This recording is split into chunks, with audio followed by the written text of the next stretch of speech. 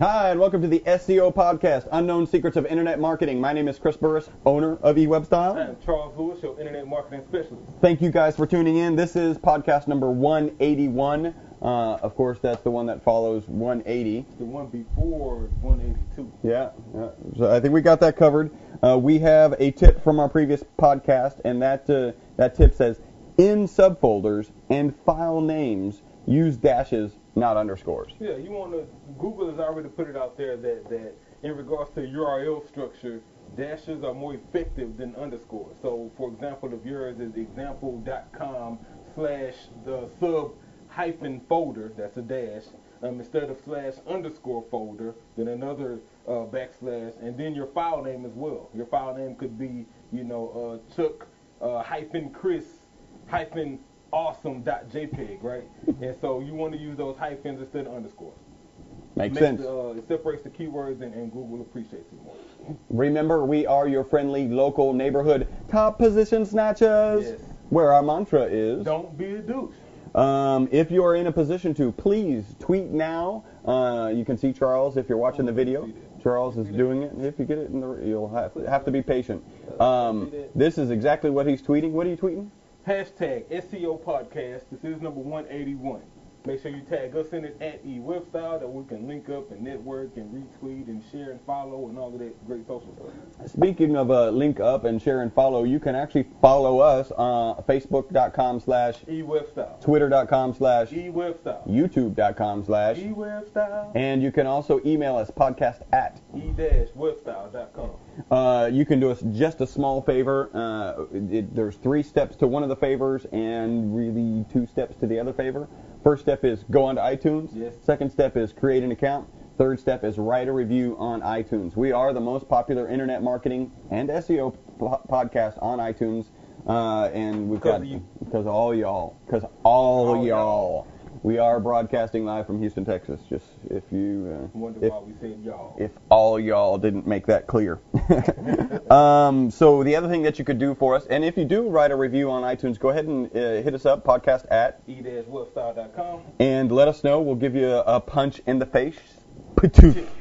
And the other thing that you could do is you could go to our G Plus account. Now, I could give you a whole string of numbers, and you could try and type that, or I could just tell you, go to e-webstyle.com / G plus, or G plus, or Google plus, or Google plus. I think I'm going to start doing the plus symbol. Yeah. It's not you're not keeping the vampires away? Maybe. I didn't think about it that way, but yeah, I'm coming with some garlic and yeah. After the show. After the show. Go on to our all of those will take you to our Google Plus page, and there you can write a review. Please and thank you. And remember, we do have a referral program. If you're an SEOer and want to continue to make money and not have all of the headache, let us take care of some of your clients, and we can continue to pay you. Give you a little kickback down. Yeah, that works out good. Hey, no tears. I actually have a couple reviews to read, and let me start off with this one because it was really good. This is a huge. Shins hurting just thinking about it. Yeah, this is from Bert Van Ketz, vankets.com, VANKETS. I didn't actually check his website. We really appreciate this feedback. He's kicking us in the shin for the continuous lack of audio quality. He contacted us before. We think we've got better. We keep thinking we get better, and then we have a bad episode, so it sucks. That's not his email. That's me. The 2 biggest problems are the levels between you 2 are way off, making one loud and the other 2 quiet. Too much noise. Where is this noise coming from? I have no idea where the noise is. It's coming from my mouth. At least that's what I thought. We did turn off a fan that was sitting under our laptop, and we've closed our server door, so hopefully that helps. He says we may need to invest in some decent USB microphones. We actually have lapel mics. Yeah, we were using the USB first, and it actually, according to some people, had a better quality. Yeah. So we're probably the next investment will be just in better lapel mics is probably what we're going to do. And then he says, but pushing the recording through a good levelator would help a lot. The levelator. The levelator. Yeah. You made your recording the Lemonade Tour. You know, the guy from Looney Tunes. You know, oh, yeah. Oh, wow. That's, what's his name? Marvin the Martian. Marvin, yeah. The Lemonade Tour. He says, I heard about Allphonic on the Floss Weekly podcast. I haven't heard of it. It's a free service that normalizes audio and removes noise.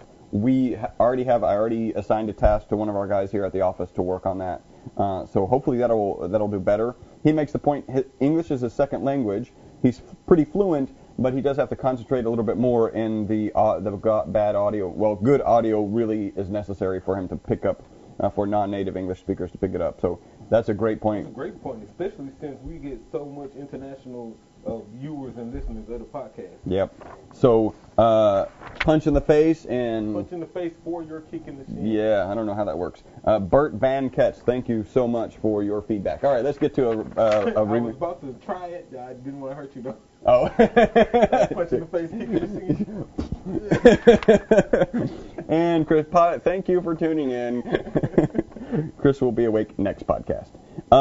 This review, the title is SEO Podcast Unknown Secrets by bestdesigncoach.com. When I listen to the podcast, it is refreshingly easy to understand eWebStyle's suggestions for tweaking your website, etc.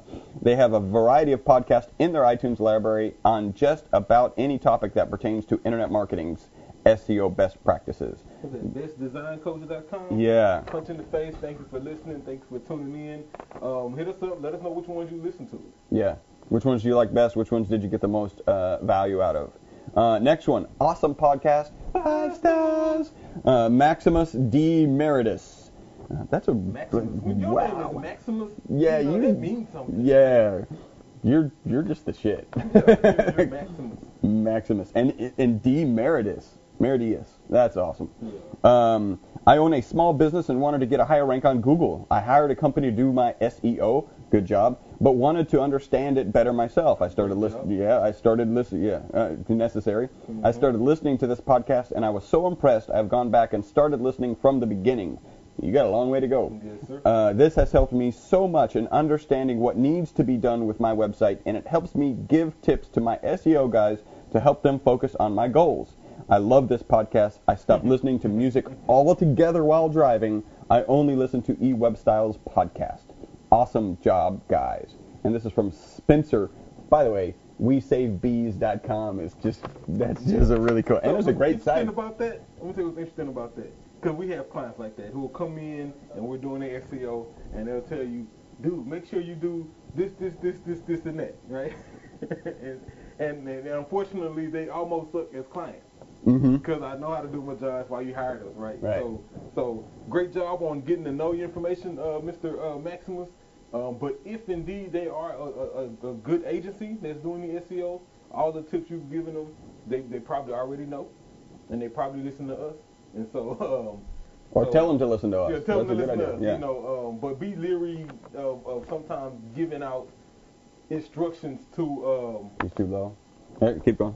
Be leery of giving instructions to somebody who's doing the SEO, only because it may be in their scope of the project. You don't want to kind of get things offhand. All right. Hopefully our levels are a little bit better now. The other thing is, you may have covered this. I was a little distracted. If you're giving them too many tips, consider a change. Yeah, consider a change. That's also it. If you're giving them tips and they're not doing it, or haven't done it, or haven't told you something like, we plan on doing that at this time, then you may want to consider hollering at your boy. Tell them to use us. And they can still get a kickback. They can join our referral program, and we'll take care of your account. A little bit of news. Bing falls to 5th in global searches as a global search engine. It's now behind Yandex.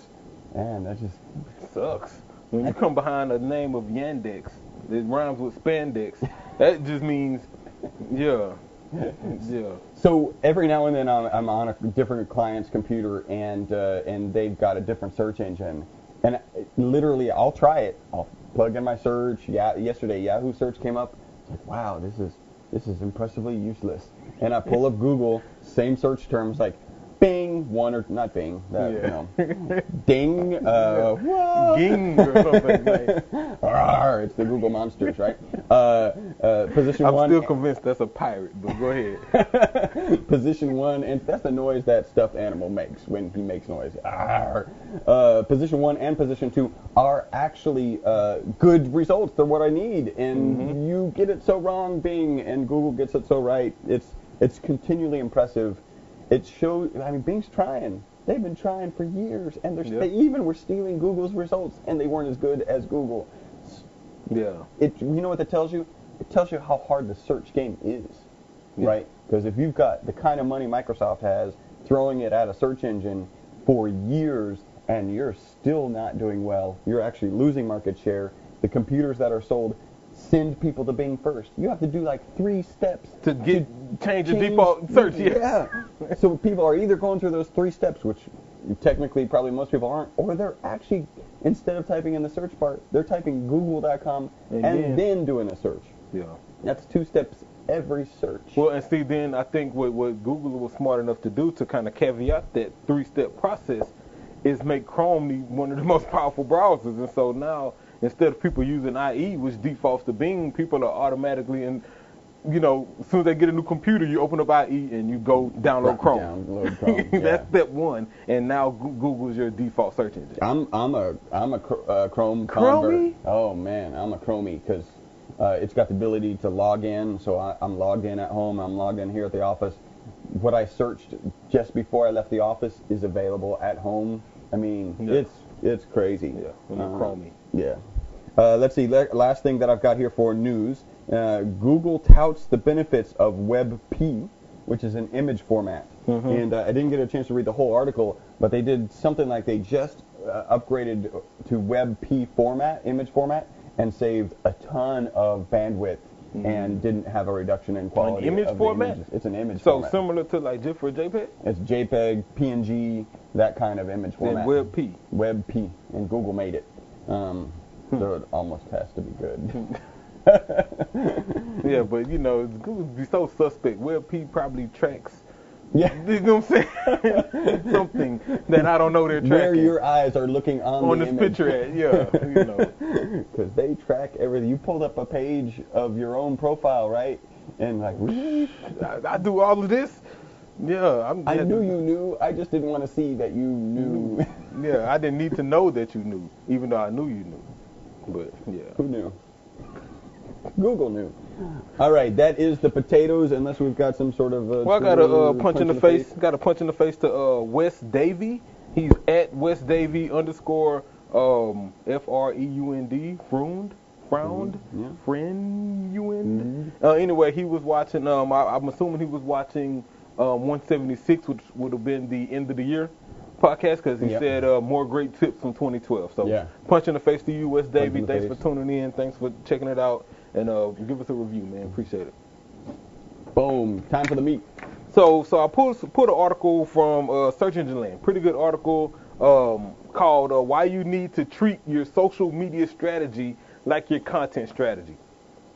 I thought it was pretty good. He listed several different tips and things you could do to kind of improve your strategy. And I thought this was key because in this day, right now, if you're doing any internet marketing and it's content related and social related, they have to run parallel. They have to really be congruent with each other. They go hand in hand is what I'm saying. And so he had a few things you should do. One of them in particular I kind of disagreed with, and so we'll talk about that. So number one, which is key with any campaign, is create a clear social posting schedule and integrate it with your content schedule.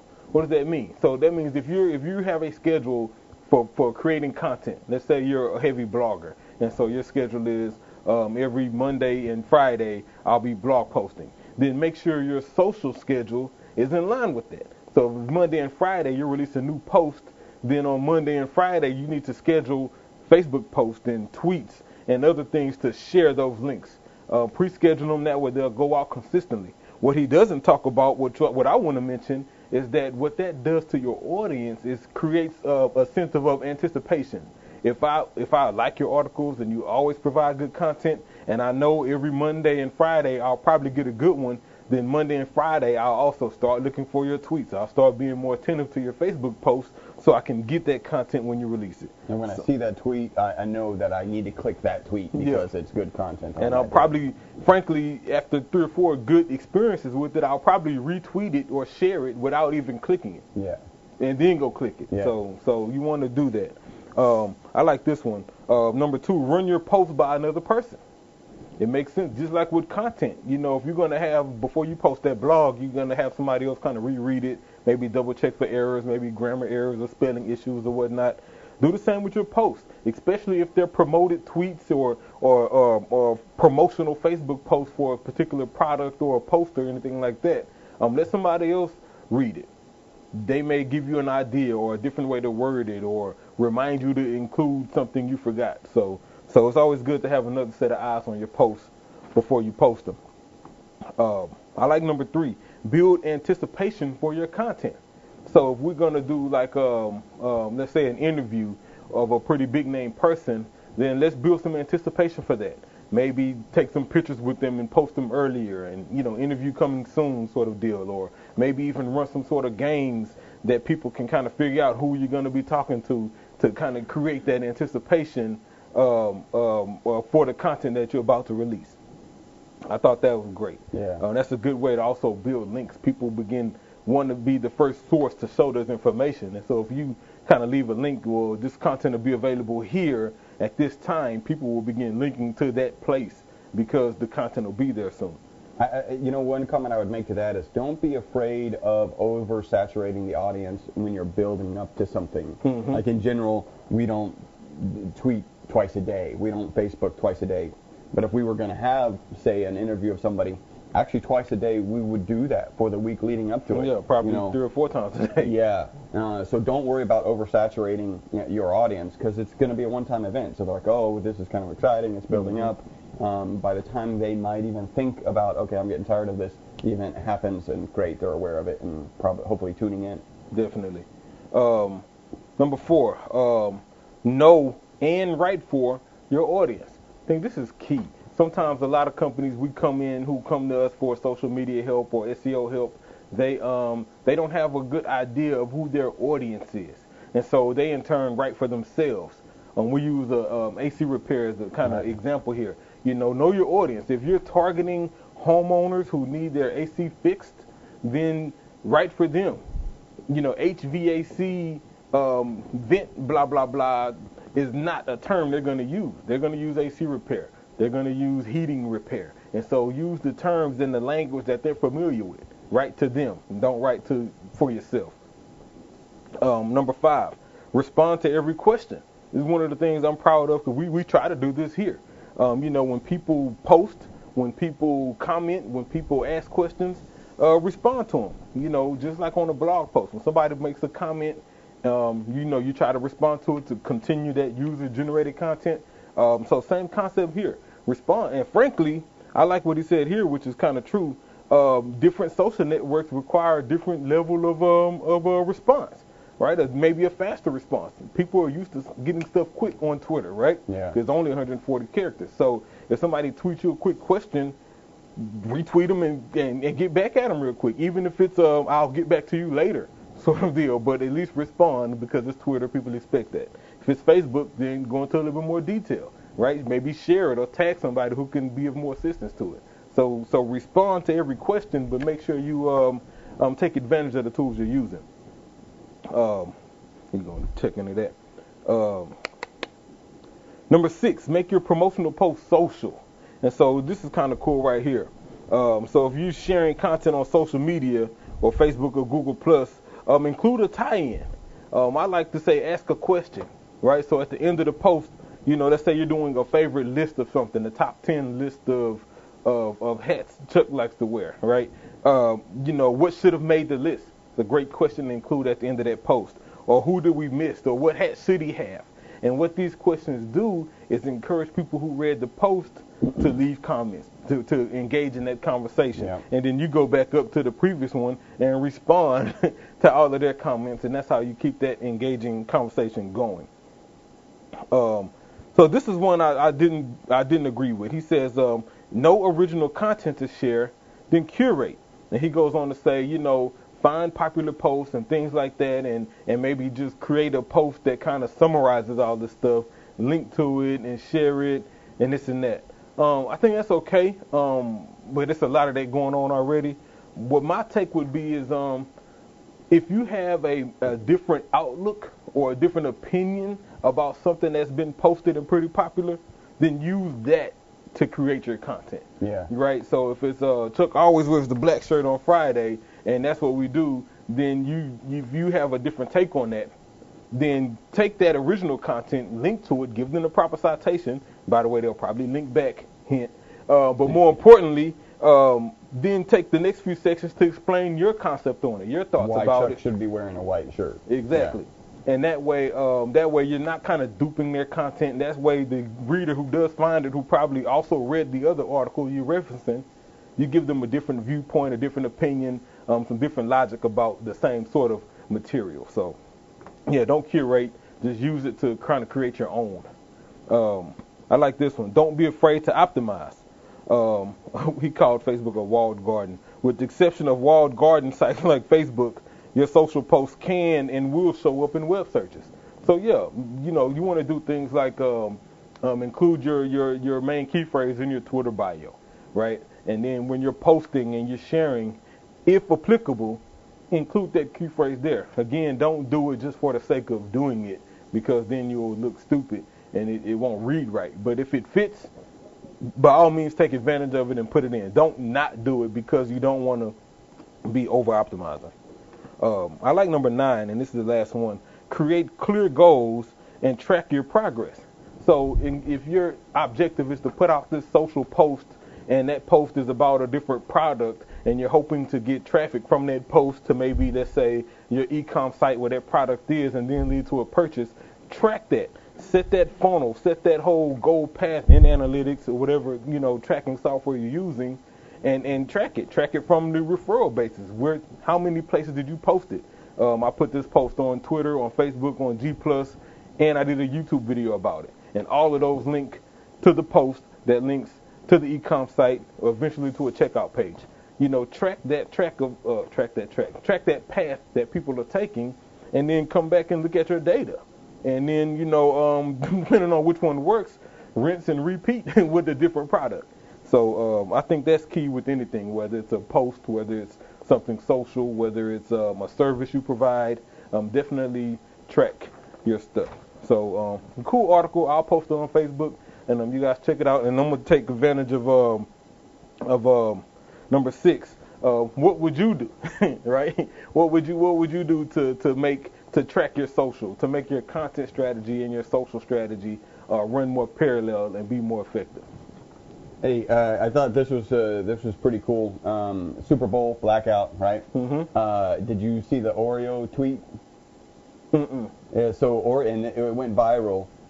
They said the lights are out, or hashtag blackout. There's a blackout, but you can still dunk your cookies, something like that. And just a picture of an Oreo.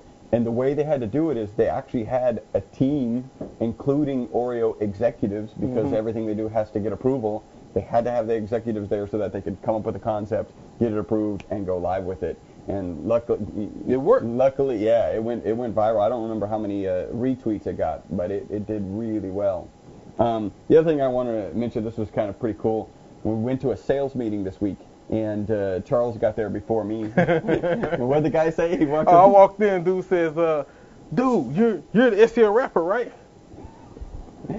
Yeah, that's right. Yeah, that was me. And I'm here to talk about your SEO, so absolutely. Very cool. And you did a little rap afterwards. Yeah, he wrapped it up. He was. I freestyled it. Yeah, freestyled the rap afterwards. So that was What cool. got me though was that he wasn't listening. He was dancing. Oh, yeah.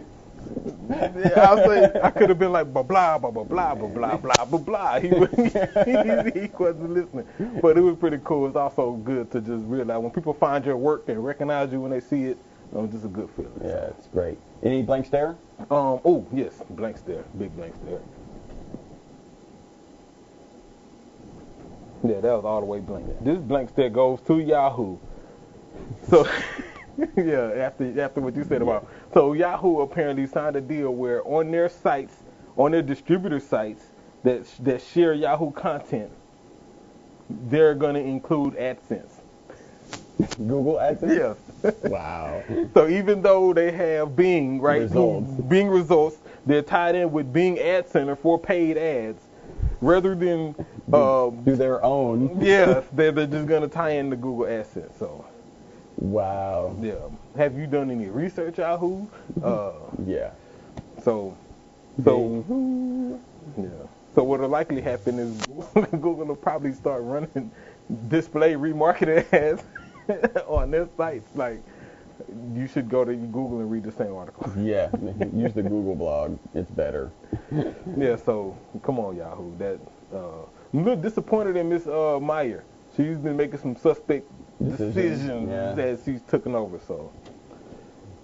Just another in a line of suspect decision makers. All right, this has been podcast number 181. You guys have been tuned in to the most popular SEO and internet marketing podcast on iTunes. That is because of all y'all. We really appreciate you. That is 7,000 downloads a week, and we've been downloaded in 76 different countries. Thank you guys so much. You can tune into the next, and remember all the ways you can find us and haunt us and stalk us. Hit us up on Facebook. We'll give you a punch in the face. Until the next podcast, my name is Chris Burris. I'm Charles Lewis. Bye-bye for now.